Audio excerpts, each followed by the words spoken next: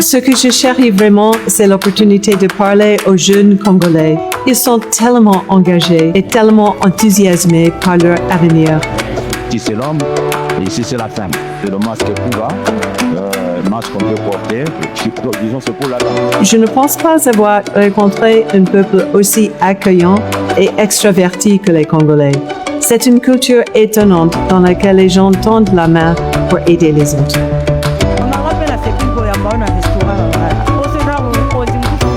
En tant qu'ambassadeur, j'ai essayé de renforcer les relations entre nos deux pays, non seulement du point de vue politique et sécuritaire, mais également dans le domaine des échanges culturels, de santé et entre les peuples, évidemment.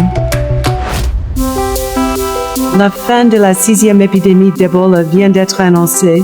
J'étais fière que l'aide américaine ait joué un rôle et que notre soutien et notre assistance technique à nos homologues congolais de la santé ait considérablement renforcé leur capacité de lutte contre l'Ebola et les autres pandémies.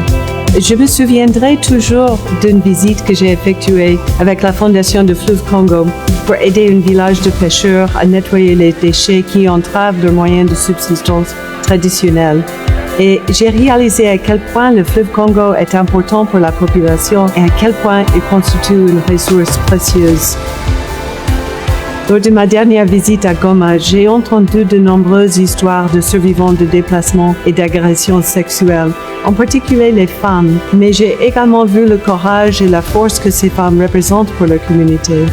C'est un truisme, mais chaque société, y compris la mienne, doit investir davantage dans les femmes et les aider à devenir les leaders et les champions de la paix dont nous avons besoin pour un avenir meilleur.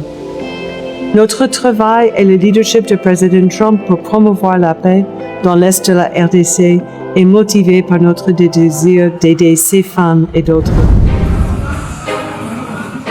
Je me sens honorée d'avoir travaillé avec une équipe aussi talentueuse à l'ambassade des États-Unis.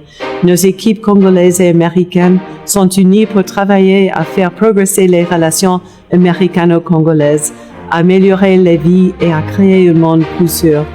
Merci. Merci de nous permettre d'être des invités privilégiés dans votre pays. J'ai de grands espoirs dans une relation florissante et des liens solides entre nos deux pays. Je retiens cette relation particulière entre les États-Unis et la RDC, dont tous les Américains ne sont pas conscients. Dans le prochain chapitre de ma vie, je souhaite sensibiliser les gens à la beauté et au potentiel de ce grand pays. Merci Kinshasa, merci RDC. Servir ici a été l'un des plus grands honneurs de ma carrière. Tokomonana, au revoir.